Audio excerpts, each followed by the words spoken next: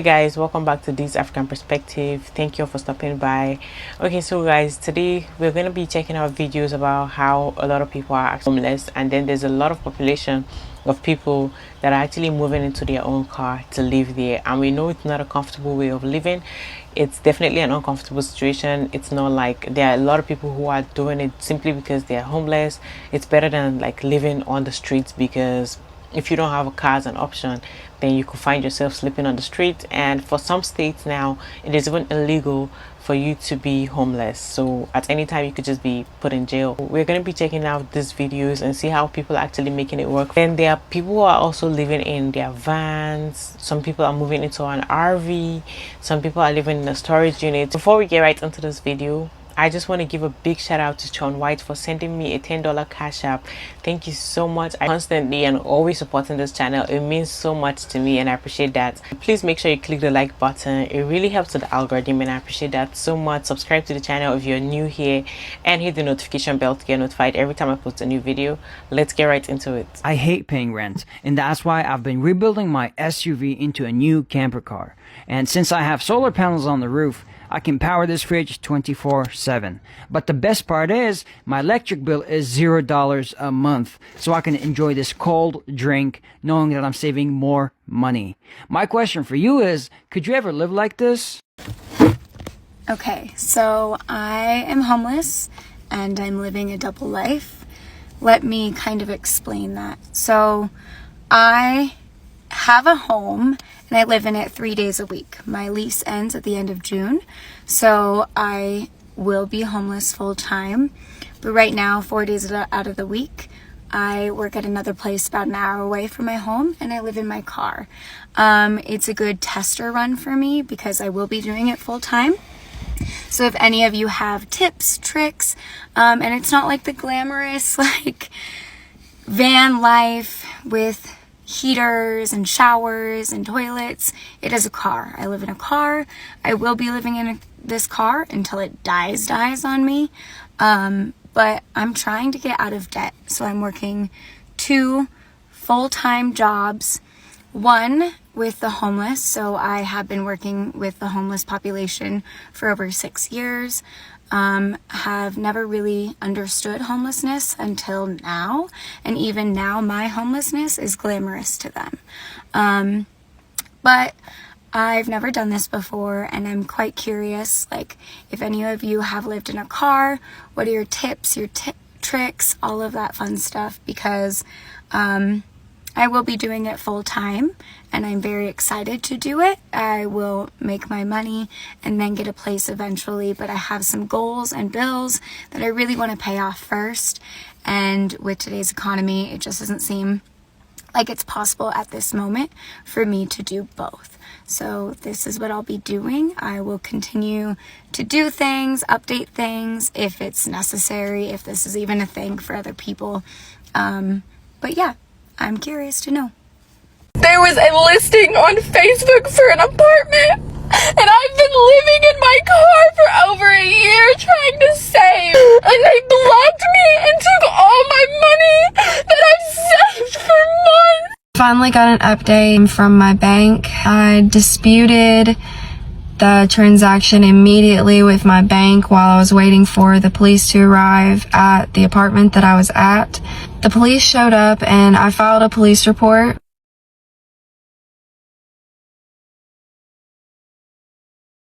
I told the police what was happening while I was on the phone with my bank, telling them what was happening. The police officer let me know there probably wasn't going to be any justice for me for up to a year. But I got an email today from my bank.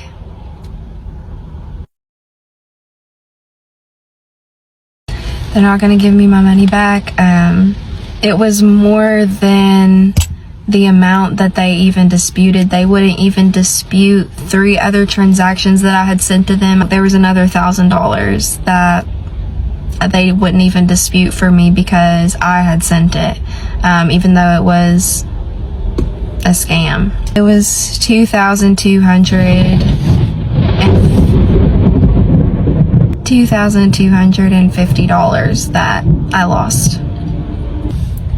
I just really hope I just really hope that they needed it more than I did.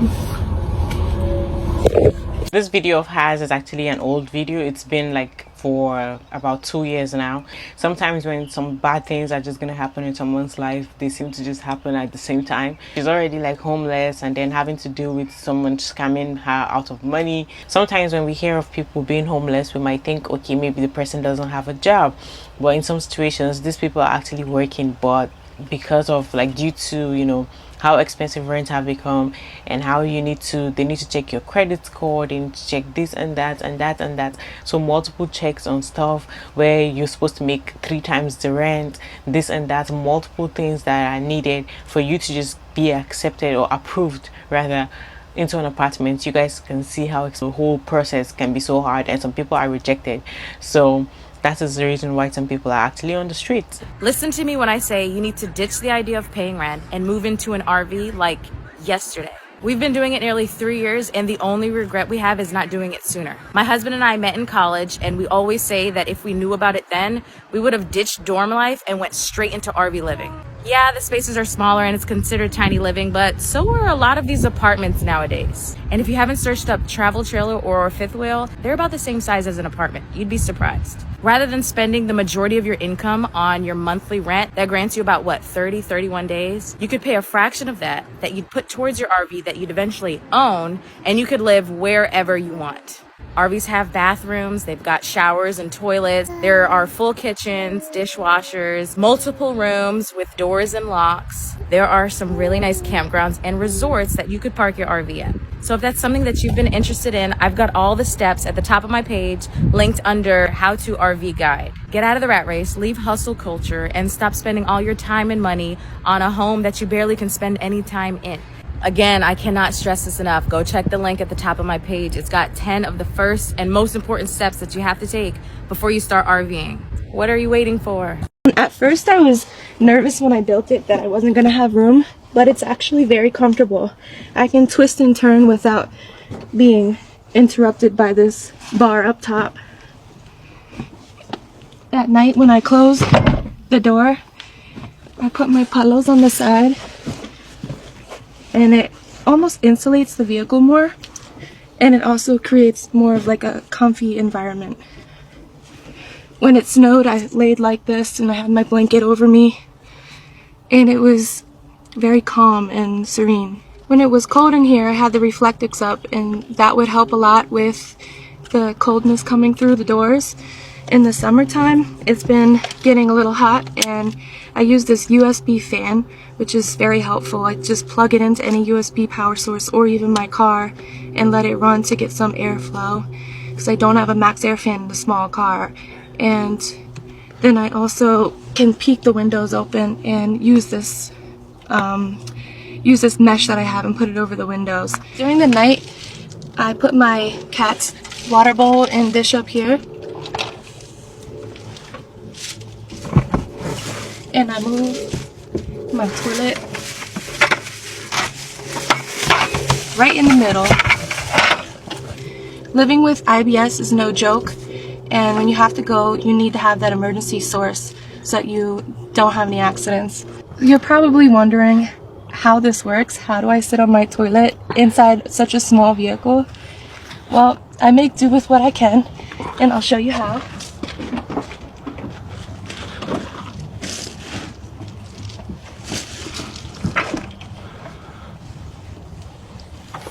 Just like that. I can't sit up all the way, but it's not strenuous in any type of way. I just do what I gotta do, pull my pants up without knocking my light off, and tie up the bag and throw it away. So over here I have a storage shelf that I made out of wood that I got from Lowe's, and I just decided that I would put bins in it because they happen to fit. I have some food. I thought this was creative, just a little pencil box with all my sides, and another pencil box with my seasonings that I use. Every car life needs a blender. USB charged, of course.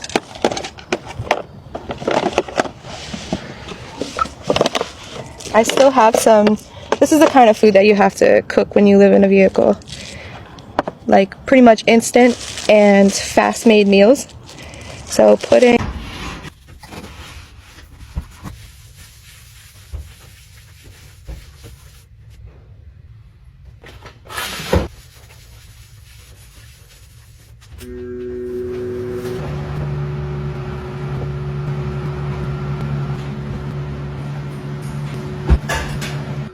That's the finished product, y'all.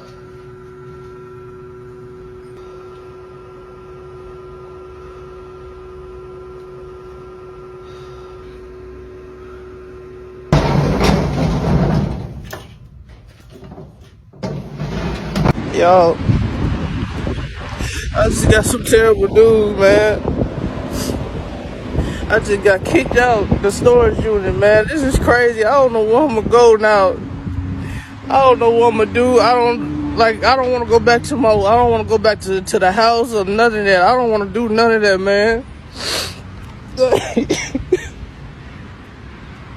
Like, I don't know what to do. I'm seriously, like, I just got off work and then come to the house and to go chill in the storage and all this now. We needed for you to come to the office regarding the issue that we had with your unit. We've gotten complaints and other notifications that you've been living in the unit. Unfortunately, your lease has been terminated. And all this, I'm at the gas station just chilling. Like, I don't know what to do. Like, I need help, man. I don't know if I'm gonna get another storage unit or a tent. Like, somebody. What do you think has become so expensive that it's just not worth it? Rent. I'm about to go move into a camper in the woods, even in winter, because I am tired of paying astronomical rent. So for the RV, a lot of people kept saying, hey, like, you're definitely gonna have to pay for that lot that you'll be parking your RV at. So at the end of the day, it's still like maybe paying rent, because yeah, it might be a little bit cheaper, but at the end of the day, it's still similar because you always have to pay rent. But some people actually have different system, because there were some people who actually said when they stay in a camper, they do what they call boondocking. They don't stay in one place.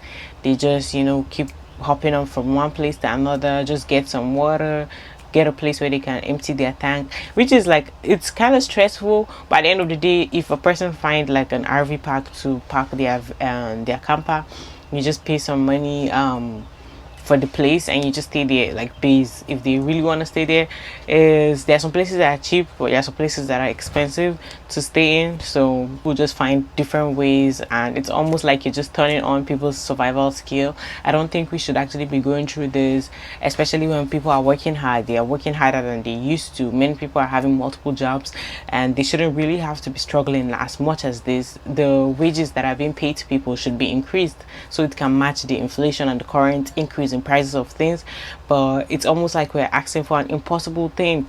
If you're sleeping in your car and you don't know where to park, let me help you. Here are some places. I currently don't sleep in my car anymore, so I'm more comfortable sharing these things. So one is a rest stop. Some rest stops say you can only park there for a certain amount of hours, but I saw people like sleeping there. A lot of people actually sleep there like the whole night. They don't really follow the rules, so that's one place. A lot of truckers also sleep there too. Second place is like a bigger store like Walmart. Sometimes I'd like even just go park in the Walmart parking lot. Another one that I never did, but I really like this idea, is someone said like hospitals. Like a hospital is a very safe place, you know, they have security. As long as they don't like know that you're sleeping in your car, I think you'll be fine. But that's actually a really good idea of where to park. Another one is like state parks and stuff. If you have the money, they do like camping passes and stuff. I'm not really sure. I never slept in a state park because they were kind of too expensive, like the camping passes, and I didn't want to spend the money. So I hope this helps because I know how much of a struggle it can be to even find where a place to park is. But yeah, so there are some ideas. Look, something on that though. Man, I don't know what's going on, man, but y'all better pay attention, kid, cause man, folks ain't able to pay their rent and stuff like that, and their mortgages and stuff, and folks getting their stuff thrown out around here, man. I mean, what's going on, man? You know, I'm starting to not see a lot of people, you know what I'm saying, sitting down at the Juicy Crab and all them things that people were doing, man. You know, people were hopping on these things back to back. Now, I don't know who needs to hear this, but you don't have to have money to live in your car. And you gonna save money.